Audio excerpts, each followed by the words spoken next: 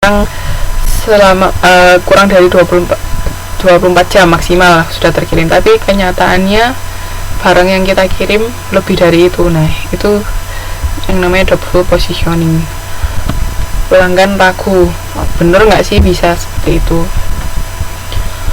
Terus habis itu proses pada produk jasa, karakteristik proses, kompleksitas proses dan keanekaragaman, terus blueprinting sama merubah proses.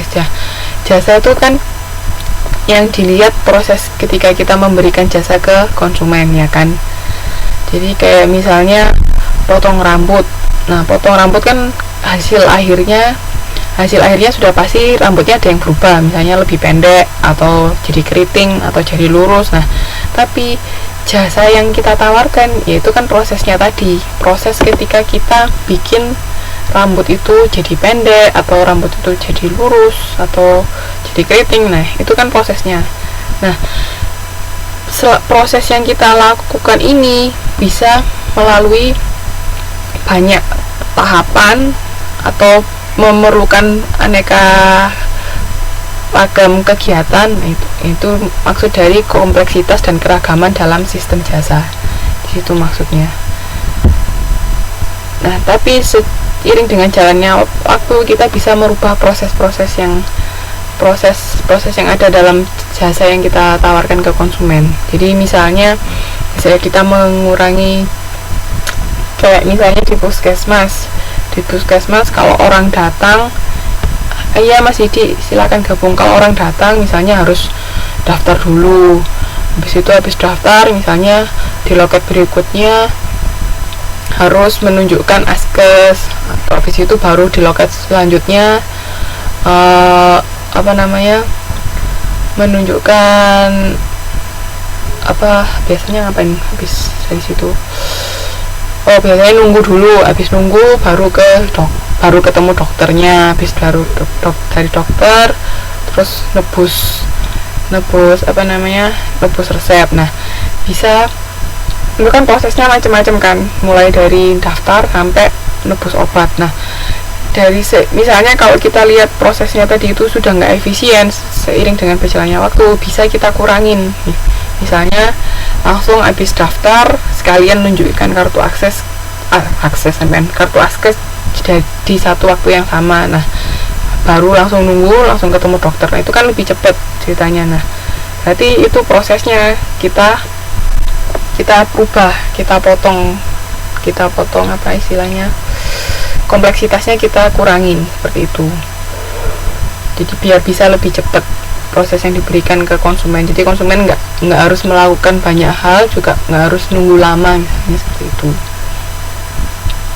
Nah, karakteristik proses itu untuk mempermudah pengendalian dan analisis. Setiap proses dipecah menjadi beberapa langkah, ya kan, tadi langkah-langkahnya itu. Terus adanya akomodasi dari beberapa variabel proses yang hasilnya akan berbeda.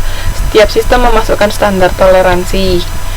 Nah, proses dalam pemasaran standarisasi tidak banyak variasi, atau customisasi banyak variasi. Itu jadi contoh-contohnya. Jadi proses yang dilalui konsumen sampai akhirnya mendapatkan output itu macam-macam langkah-langkahnya. Nah, seiring dengan proses itu tadi, itu kan jasa yang kita berikan ke konsumen.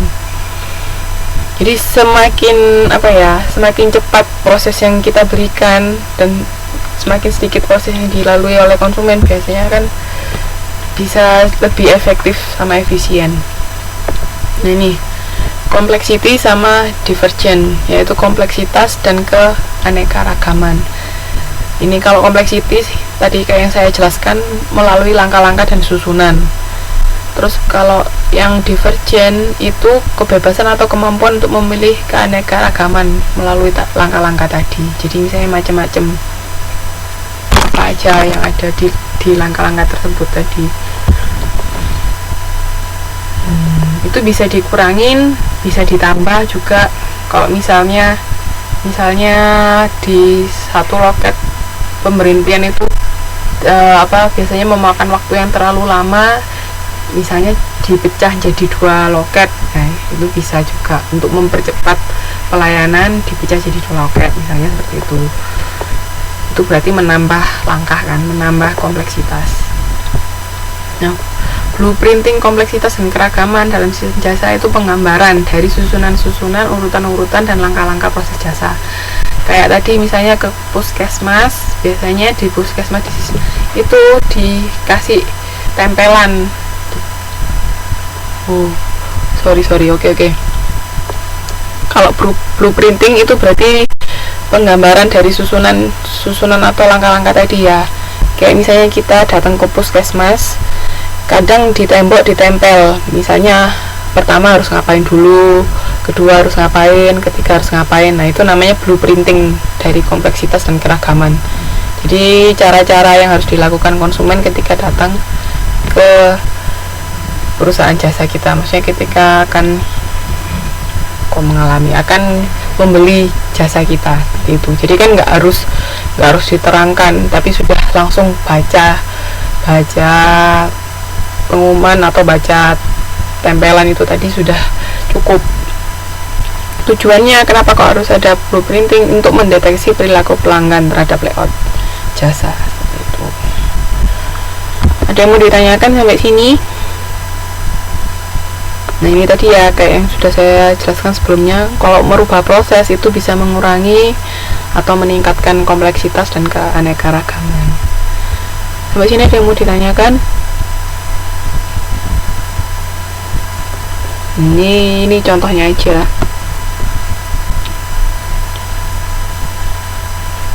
Ini hospital service itu high complexity sama high divergent. Di rumah sakit kan langkah-langkahnya banyak sama beraneka ragam. Itu. Ini contohnya. Ada yang mau ditanyakan sampai sini? Ini contohnya.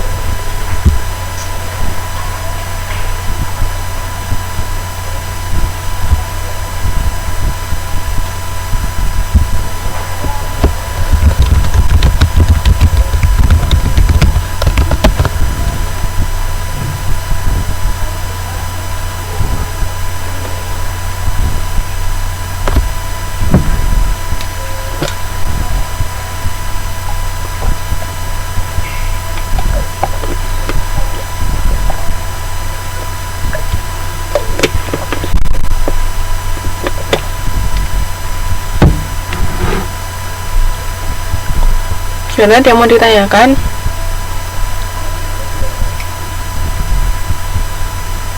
Paham atau tidak paham? Atau bingung?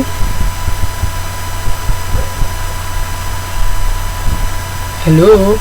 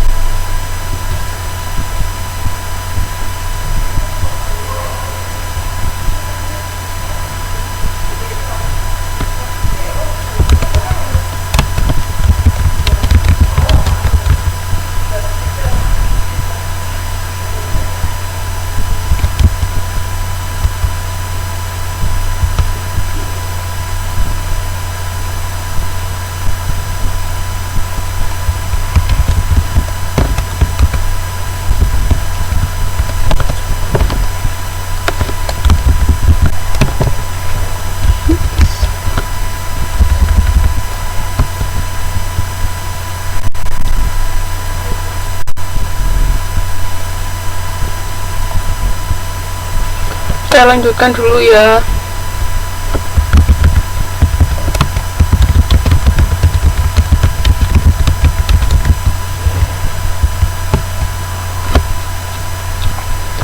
Nah, sekarang peran pegawai dan sarana penunjang.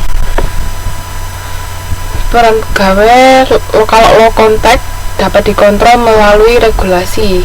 Kalau high contact, baiknya pegawai memiliki keahlian dalam manajemen diri sendiri. Masih ingat kan minggu lalu jenis jasa yang low contact sama high contact seperti apa? Kalau high contact berarti karyawan berhadapan langsung dengan konsumen.